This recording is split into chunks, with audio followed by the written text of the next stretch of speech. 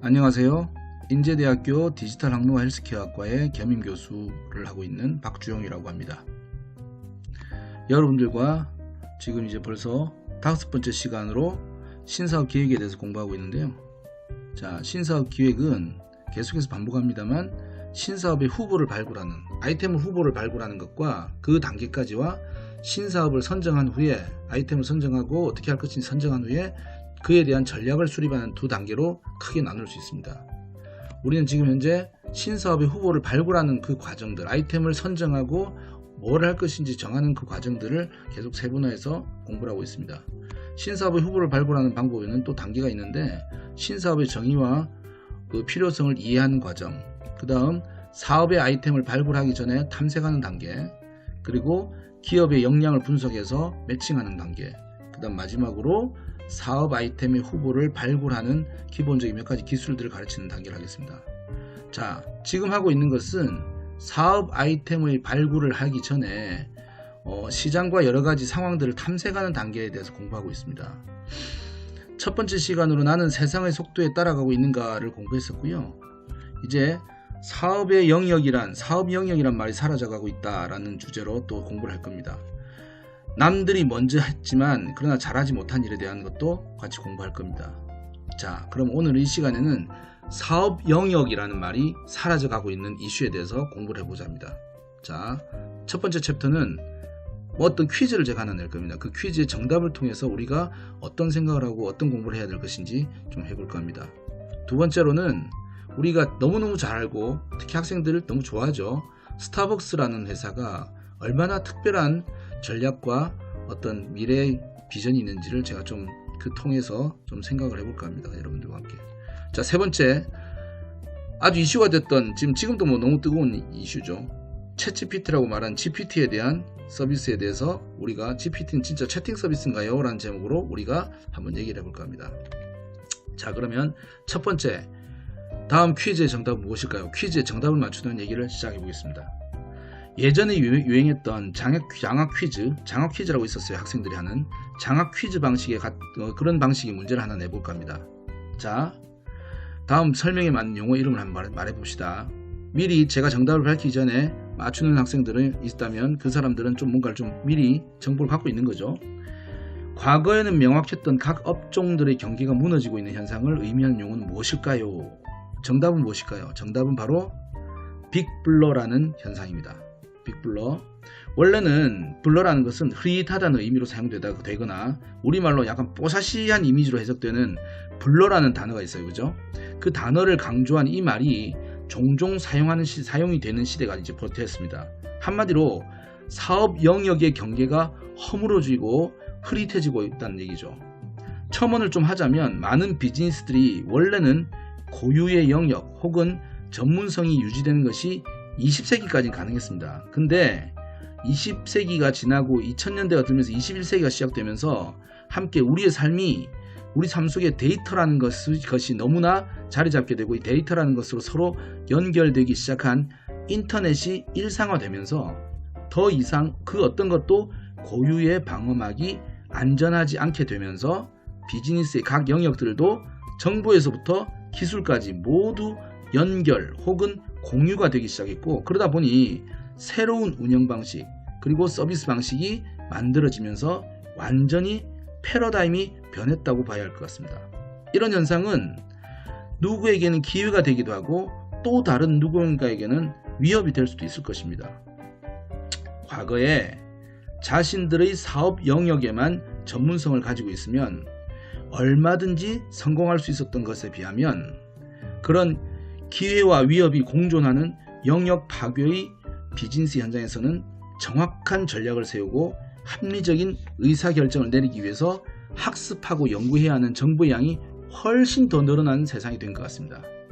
제조업, 유통업, 금융업, 서비스업, 심지어는 농업에 이르기까지 새로운 기술이나 운영 방식의 변화들이 적용되고 있는 실정입니다. 그런 결과로 가장 크게 변화하는 점 중 하나가 주체가 되는 사람, 즉 플레이어들이 바뀌고 있습니다. 열심히 공부만 하던 의학 공부만 하던 의사가 금융업으로 성공하고, 어떤 회사를 얘기하는지 여러분들이 예상하실 수도 있고 모르시겠다면 찾아보십시오. 숙박시설의 유통업을 하던 사람이 대규모 테크놀로지 기업의 오너로 성장하여 세상을 바꾸는 비즈니스를 꿈꾸고 있고, 만나서 상담 한번 받기 어렵던 법률가들이 자신들의 권위를 스스로 대중 서비스 채널에 공개해서 변화되는 것을 주저하지 않는 시대입니다. 이런 시대에 플레이어들의 변화는 곧 기업들의 변화로 확대하여 이해할 수도 있을 것 같습니다. 오랜 기간 전통적인 오프라인 비즈니스 기업들이 온라인에 대한 수많은 투자와 도전을 시도하는 변화가 진행 중입니다. 거꾸로 온라인 기업인 줄만 알았던 기업들이 오프라인 영역의 시설이나 장비를 주요 비즈니스 모델로 채택한 경우도 넘쳐납니다. 여러분들이 향후 새로운 사업을 준비해야 하는 미션을 받게 된다면 학습해야 하는 분야가 과거에 비해 훨씬 많아진 것은 사실입니다. 그에 비해 다행스러운 것은 그만큼 찾아볼 수 있도록 공개된 사례와 정보도 과거보다 훨씬 많아졌습니다. 필요한 것은 우리가 행동하는 실행력이라고 생각합니다. 두 번째, 스타벅스 로고에는 커피란 단어가 있습니까? 이거 한번 얘기해 볼까요? 혹시 스타벅스 로고에 커피란 단어가 있었던가요? 이 질문을 하면 수많은 분들이 헷갈려 하십니다. 그럴 만도 합니다. 이유가 무엇이냐면 사실은 있었다가 사라졌기 때문입니다. 2011년경에 새롭게 발표된 스타벅스의 로고에 커피라는 단어는 사라졌습니다. 그렇다면 그 전에는 어땠을까요? 사람들이 잘 모르는 사실인데 스타벅스가 처음 생긴 것은 1970년대 초반입니다. 그 당시의 스타벅스 로고에는 커피, 티, 스파이시스라는 3개나 되는 단어들이 빽빽하게 들어가 있습니다. 그러다가 80년대 후반에 커피만 남겼다가 이제는 브랜드명을 제외하고는 아무런 워딩이 없습니다. 이런 과정이 단순히 디자인적인 이유로 일어난 현상일까요? 많은 대부분의 사람들은 스타벅스를 여타 카페 브랜드의 하나로, 그 중에서 가장 성공한 케이스 정도로 생각하실 수 있겠지만 스타벅스 스스로는 자신을 카페 브랜드라고만 생각하지는 않는 것 같습니다. 수많은 카페들은 있지만 스타벅스에는 절대로 없는 것이 무엇인지 아십니까? 고객들에게 엄청난 편의를 제공하는 진동벨을 스타벅스에서는 절대로 사용하지 않습니다. 혹자는 대면 마케팅을 위한 정책이라고 얘기하는 것도 들은 적이 있습니다만 핵심 전략은 그 때문이 아닙니다.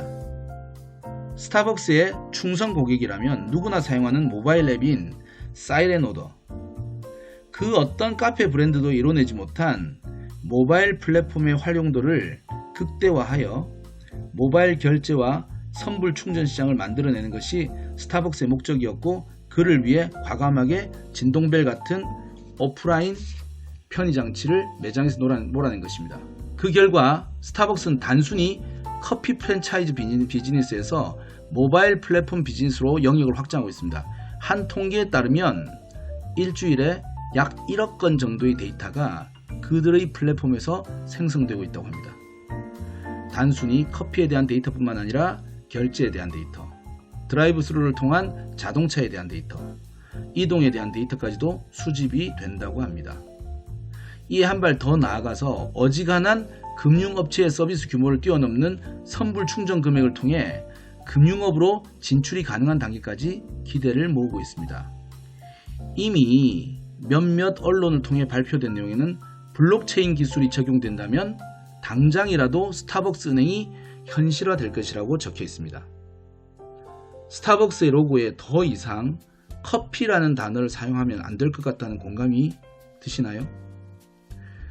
스타벅스는 이제 커피 유통과 프랜차이즈 브랜드만이 아닌 영역을 파괴하는 상징으로 이해가 되어지고 있습니다. 한 IT 전문가께서 하신 말씀을 인용하면, 구글은 우리의 관심사를 알고, 페이스북은 내가 누군지를 알고, 아마존은 내가 뭘 사고 싶은지 알고, 스타벅스는 내가 뭘 마실지를 안다 라고 하셨는데, 스타벅스가 우리의 마실 것만 아는 것으로 만족하지 않을 것 같다는 것은 저의 개인적인 생각일 뿐일까요?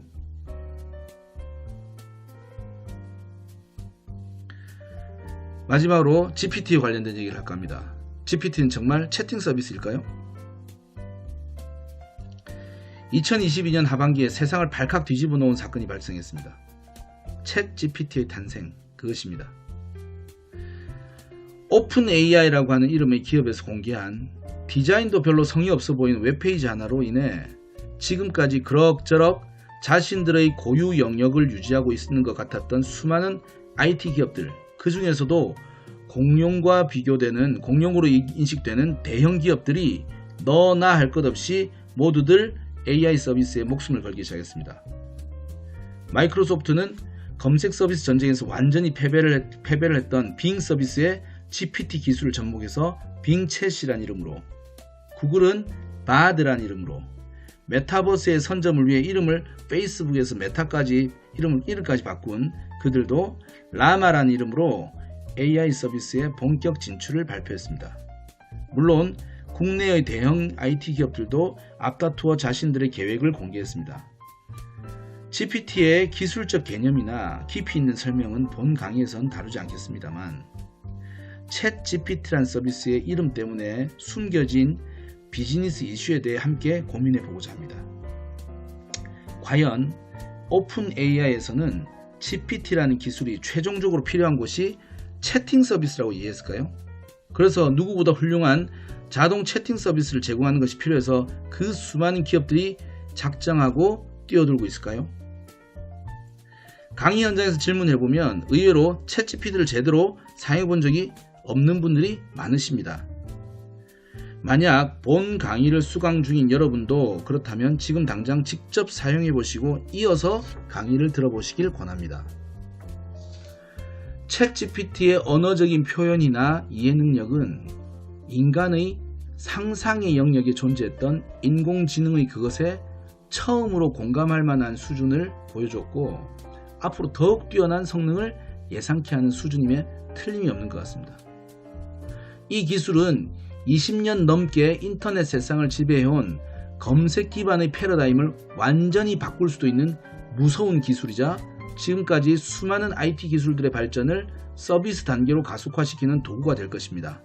한 예로 빅데이터, 블록체인, 메타버스 같은 시대의 이슈로 떠올랐지만 완전히 시장의 트렌드를 지배하는 데는 다소 아쉬웠던 기술 영역들도 GPT와 함께 접목하여 완전히 시장을 장악하는 서비스의 핵심으로 성장할 수도 있을 것이라고 예상하고 있습니다. GPT의 채팅 서비스는 이 기술의 완성형 비즈니스 모델이 결코 아니라고 생각합니다. 기술을 검증하기 위한 하나의 테스트 페이지일 뿐입니다. 그럼에도 불구하고 세상은 그런 테스트 페이지 하나에 난리가 났습니다. 자주 있는 일은 아닙니다만 그런 기술들이 있습니다. 비즈니스 영역을 완전히 무너뜨리는, 그리고 기존의 비즈니스 체계와 질서를 파괴적으로 변화시킬 수 있는 그런 기술들. 과거에는 증기기관이나 또는 PC의 혁명이나, 그리고 이 모든 것을 집합시키는 인터넷 같은 혁신적인 발명들이 그랬던 것 같습니다만, GPT도 그에 못지 않을 것 같다는 제 개인적인 생각일 뿐만 아니라 모든 사람들의, 전문가들의 생각입니다. 이러한 기술들이 시장의 장벽을 무너뜨리고 있을 때 그에 대한 이해가 부족한 상태로는 우리의 앞마당도 지키기 어려울 것입니다. 새로운 사업에는 새로운 기술의 이해도 필요한 요소일 것입니다.